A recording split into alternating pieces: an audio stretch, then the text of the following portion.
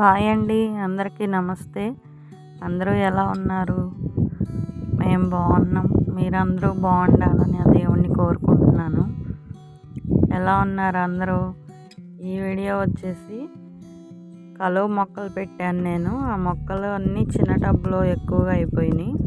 వాటిని పెద్ద టబ్లోకి రీపాటింగ్ చేస్తున్నాను. వీటి వల్ల తామర మొక్కలు, ఈ చిన్న టబ్లో తామర మొక్కలు కూడా ఉన్నాయి. ఇవి కలువ మొక్కలు ఎక్కువగా ఉండటం వల్ల అవి దెబ్బతింటున్నాయేమోనని మార్చేస్తున్నాను. 100 రూపాయల టబ్బు తీసుకున్నాను. అందులో మట్టి, పశువుల ఎరువు, నల్ల మట్టి కలిపి వేస్తున్నాను. నల్ల మట్టి ఎక్కువగా ఉండాలి, ఎరువు కొంచెం తక్కువగా వేసుకోవాలి. అంటే ఉట్టి మట్టిలో బలం ఏముంటుంది, కాలువలు అయితే ఏదో ఒకటి వాటికి బలం దొరికిద్ది. మనం కాలువల్లో పెంచట్లేదు కదా, చిన్న టబ్బుల్లో పెంచుకుంటున్నాం. వాటికి కొద్దిగా బలాని కోసం మట్టి ఎరువు వేసుకుంటున్నాం, పశువుల ఎరువు. మా పిల్లలు వీటిలో చేపలు వేసారు, చూసారా, భలే కనబడుతున్నాయి. రోజు వాటితో ఆడుకుంటున్నారు. ఇవి బాగున్నాయి కలువ మొక్కలు ఇలా నీటిలో పెంచడము. వాటిని మీకు చూపించాలని ప్రయత్నిస్తున్నారనమాట. వాటిని వీడియో తీస్తున్నారు. నేను ఇక్కడ మట్టి కలుపుకుంటున్నాను. మట్టి కొంచెం ఎరువు కొంచెం వేసుకుంటూ కలుపుతున్నాను. మట్టి కొంచెం ఎరువు అలా వేస్తూ ఉంటే బాగా కలిసిద్దులని అలా వేస్తున్నాను. ఒక మూటలో నల్ల మట్టి ఉంది, ఒక మూటలో పశువుల ఎరువు ఉంది. నల్ల మట్టి గడ్డలుగా ఉంటే విరిచి వేస్తున్నాను, తొందరగా నానిద్దులే అని. రెండింటిని బాగా కలుపుకున్నాను. వేసిన తర్వాత కింద నుంచి పైకి అంతా కలిసేటట్టు బాగా కలపాలి మట్టి. ఇంకేంటి ఫ్రెండ్స్, మీలో ఎంతమంది పెంచుతున్నారు కలువ మొక్కలు? కామెంట్లో చెప్పండి. నేను ఇది ఫస్ట్ టైం ట్రై చేస్తున్నాను ఇలా పెడతాం. మట్టి కలుపుకున్న తర్వాత వాటర్ వేసుకోవాలి. మట్టి మునిగే వరకు మొత్తం నానబెట్టాలి మట్టిని. వీలుంటే వారం 15 రోజులు నానబెట్టుకుంటే మంచిది అంటున్నారు. అప్పటికప్పుడు కూడా పెట్టుకోవచ్చు అంటున్నారు. నేను యూట్యూబ్లో చూశాను వీటిని ఎలా పెంచాలనేది. నేనైతే అప్పటికప్పుడు పెట్టేశాను, మళ్ళీ మర్చిపోతున్నాను, కుదరట్లేదులే అని చెప్పి కాసేపు తేరుకున్న తర్వాత ఇంకా పెట్టేస్తున్నాను. ఈ చిన్న టబ్బులో మళ్ళీ గిన్నెలో పెట్టాను. టబ్బులో ఇవి స్టీల్ గిన్నెలు కార్యక్రమాలు వస్తాయి కదా, పెద్ద గిన్నె ఒకటి ఉంటే అందులో మట్టి వేసి ఆ మట్టిలో ఈ కలువ మొక్కలు, తామర మొక్కలు పెట్టేశాను. ఫస్ట్ తామర మొక్కలు పెట్టాను. అవి చేలో ఈ కలువ మొక్కలు మొలిసినాయి. మా ఇంటి వెనకాల వర్షాలు పడి మా అమ్మాయి తీసుకొచ్చి అందులో గుచ్చేసింది.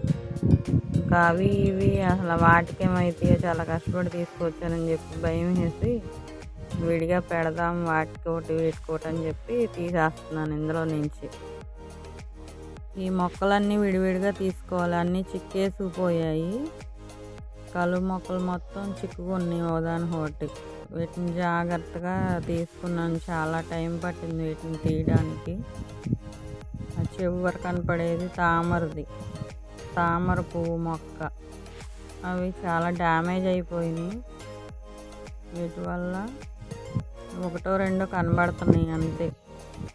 ఆ వీడియో నచ్చితే లైక్ చేయండి, ఛానల్ సబ్స్క్రైబ్ చేయండి ఫ్రెండ్స్, సపోర్ట్ చేయండి ఫ్రెండ్స్. వీడియో చూసి ఫుల్ వీడియో చూడండి. కొత్తగా మొక్కలు పెట్టుకునే వాళ్ళకి ఉపయోగపడుద్ది. నాలా కొత్తగా ఎవరన్నా స్టార్ట్ చేసే వాళ్ళకి. మొక్కలన్నీ చిక్కేసిపోయినాయి. వీటిని జాగ్రత్తగా తీసుకోవాలి, ఊరికే విరిగిపోతున్నాయి. చాలా సున్నితంగా ఉన్నాయి ఈ మొక్కలు. చాలా జాగ్రత్తగా నిదానంగా తీసుకున్నాను. చాలా టైం పట్టింది వాటిని తీయడానికి. ఒకదానికొకటి విడ తీసుకొని జాగ్రత్త పక్కన పెట్టుకున్నాను. ఇదేమో దుంపకి ఇలా మొక్కలు వచ్చినాయి. మొక్కలు భలే వచ్చినాయి ఫ్రెండ్స్. పొలం మొత్తం దున్నారు చాలాసార్లు, అయినా వర్షం పడేసరికి చక్కగా మొక్కలు మొలిచేసినాయి. మా పిల్లలు చేపలతో ఆడుతున్నారు, చేప పిల్లలతో. మొక్కలన్నీ జాగ్రత్తగా తీసాను విడివిడిగా. ఆ గిన్నెలో కనబడినయేమో కలువ మొక్కలు 2 ఉన్నాయి, తామర మొక్కలు ఇవి 2 విరిగిపోయినాయి, చాలా వరకు కుళ్ళిపోయినాయి కూడా మొక్కలు. ఆఖరికి 2 మిగిలినాయి.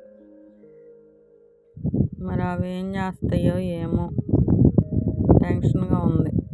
ఒకటి బతికినా చాలని ధైర్యంతో ఉన్నా, మరి ఏం చేస్తాయో ఏమో, ఒకటన్నా బతికిద్దో లేదో డౌట్గానే ఉంది. ఫస్ట్ టైం పెడుతున్నా కదా నేను కూడా, నాకు వీటి మీద అవగాహన ఏం లేదు. ట్రై చేయాలి. 10 మందిని చంపితే కానీ డాక్టర్లా ఉన్నట్టు 1-2 పోతే కానీ మనకి ఎక్స్పీరియన్స్ వస్తాయి. ఇవి నీటిపై తేలుతున్నాయి ఏంటో కానీ చాలా బాగున్నాయి అవి కూడా, అందుకే కొన్ని వేసాను. వాటికి అయ్యే పెరుగుతాయేమో మరి చూడాలి. ఇప్పుడు కలిపి పెట్టుకున్న మట్టి మిశ్రమంలో ఈ మొక్కల్ని, కలువ మొక్కల్ని నాటుకుంటున్నాను. ఇవి దుంప వరకు మట్టిలోకి వెళ్ళాలి, పై చిగుర్లు మాత్రం వెళ్ళకూడదు, కుళ్ళిపోతుందంట. పై చిగుర్లు వెళ్తే దుంప వేర్లు మాత్రమే మట్టిలోకి వెళ్ళేటట్టు పెట్టుకోవాలి. ఇంకా ఆ విధంగా మొక్కలన్నిటినీ నాటుకున్నాను నిదానంగా, ఒక్కోటి.